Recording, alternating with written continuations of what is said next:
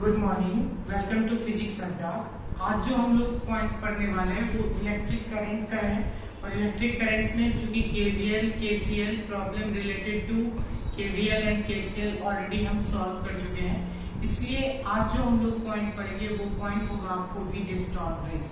Wheatstone bridge क्या है, सबसे पहले तो हम इसको प्रूफ करके दिखाएंगे, क्या है स्टेटमेंट बताएंगे, इसके बाद लास्ट में इसका नोट्स भी प्रोवाइडेड रहेगा, इसलिए आप लोग वीडियो को पूरा देखें और पूरा देखने से आपको नोट्स भी मिल जाएगा। इसके अलावा आपको कैसे प्रूफ करना है ये सारा प्रोसेस भी पता चलेगा। तो ध्यान से देखिए व्हीटस्टोन ब्रिज क्या है। बेसिकली आप एक फिगर देख रहे हैं, तो जनरली हम लोग बोलते हैं कि क्या है, एक अरेंजमेंट है 4 and 5 रेसिस्टेंस का, जिसमें एक गैल्वेनोमीटर कनेक्टेड रहता है सॉलिड फिगर। जैसे ध्यान से देखिए हम क्यों बोले 4 and 5 रेसिस्टेंस, एक रेसिस्टेंस R1 है, एक R2 है, एक R3 है, एक R4 है और एक गैल्वेनोमीटर रेसिस्टेंस G कनेक्टेड है B और D के बीच। इसलिए हम लोग बोलते हैं it is arrangement of 4 and 5 resistance in which a galvanometer is connected as shown in figure, या in which a galvanometer is connected between point B and D। अब आप देखिए इसको हम लोग गैल्वेनोमीटर कनेक्ट किया। अब एक चीज देखेंगे, जैसे ही इलेक्ट्रिक करंट अगर आप इस सर पास करते हैं तो रूल क्या है, इस पॉइंट पे जैसे ही करंट जाएगा तो करंट डिवीजन होगा।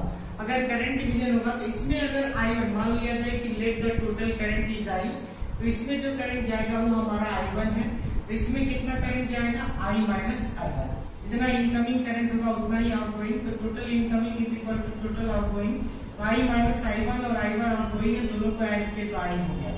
अब देखिए इस पॉइंट पे यहाँ पे चेक करेंगे, यहाँ से I1 आया तो यहाँ फिर से करंट डिस्ट्रीब्यूशन होगा, इसमें जा रहा है IG, इसमें कितना करंट जाएगा I1 माइनस IG। फिर IG इधर से आया, यहाँ से I माइनस I1 आया तो I minus I1 plus IG, और इस केस में यहाँ पे टोटल यहाँ दोनों फिर आया तो यहाँ पे भी करंट को देखेंगे, ऐड करेंगे, इनकमिंग करंट है तो टोटल ऐड करेंगे तो IG कट जाएगा, I1 तो I हो गया। ये तो आपको हो गया कि आप कैसे सर्किट में करंट डिटेक्ट किए। तो हम सबसे पहले आएंगे, हमको बैलेंस कंडीशन पढ़ना है। जैसे हम क्या बोले, बैलेंस कंडीशन का मतलब होता है deflection of galvanometer numerically equal to 0। Condition क्या है, अगर गैल्वेनोमीटर से करंट पास नहीं करेगा, इसका मतलब IG का वैल्यू अगर 0 होगा, उस केस में आपको क्या प्रूफ करना है, तो ये जो रेसिस्टेंस है R1 बाय R2, इसका वैल्यू किसके बराबर होगा, R3 बाय R4। या आप सिंपल बोल सकते हैं कि अगर R1 by R2 is equal to R3 by R4 होगा तो करंट पासिंग थ्रू गैल्वेनोमीटर 0 होगा। उस केस में हम लोग बोलेंगे ये बैलेंस व्हीटस्टोन ब्रिज है और डिफ्लेक्शन ऑफ गैल्वेनोमीटर कितना हो रहा है, 0। तो नॉर्मली लैंग्वेज पता चल गया, it is an arrangement of 4 and 5 resistance in which a galvanometer is connected between point B and D as shown in figure. When electric current flow through the circuit, then nil of galvanometer deflected. If deflection of galvanometer is numerically equal to 0, at that time it is called balanced Wheatstone bridge. In this case, no current passing through galvanometer. अब आएंगे इसको proof कैसे करेंगे। अगर IG 0 है इस case में proof करना है आपको I1 बाय I2 बराबर है I3 बाय I4 के। तो सबसे पहले हम लोग KVL अप्लाई करेंगे। अप्लाइंग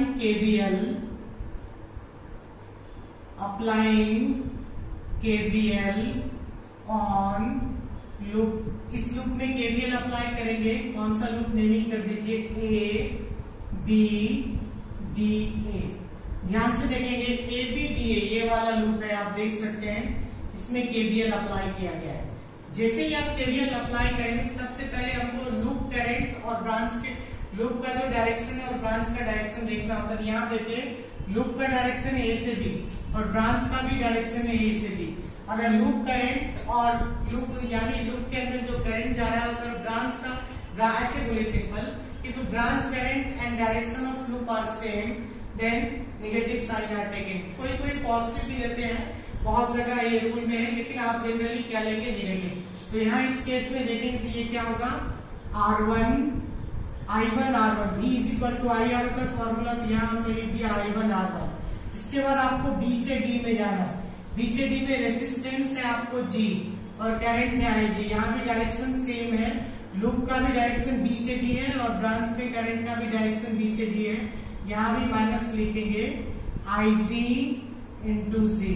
फिर आगे बढ़ेंगे इसके बाद, फिर यहां से यहां आना है डी से किसमें, ए में। तो आप देखिए ध्यान से, लूप का डायरेक्शन बी से है लेकिन ब्रांच का करंट का डायरेक्शन ए से डी है। तो अब इसको साइन चेंज करना है, प्लस में I minus I one into R3, I minus I one into R3। Loop complete हो गया।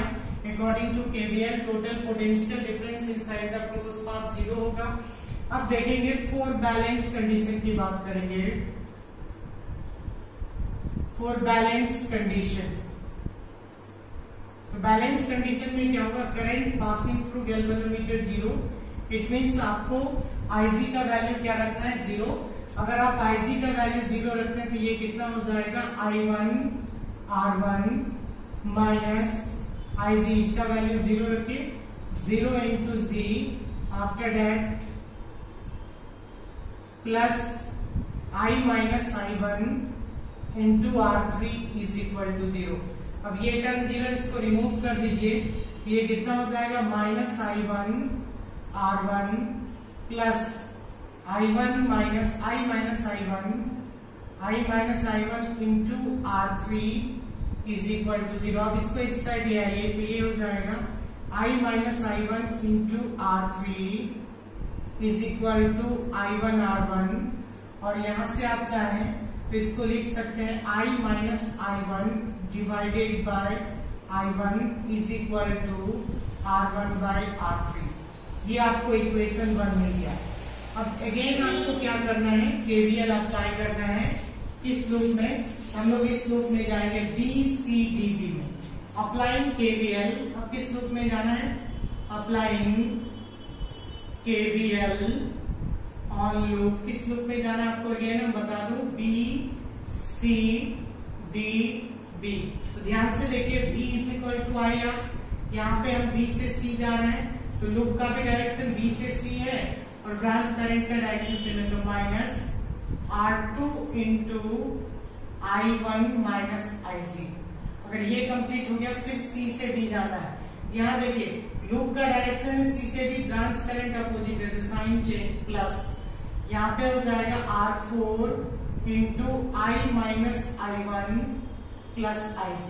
फिर आगे सॉल्व करेंगे आप, इस लूप में जाएंगे तो अब आपको D से D में जाना है, फिर डायरेक्शन चेंज है तो G into Ig numerically equal to 0।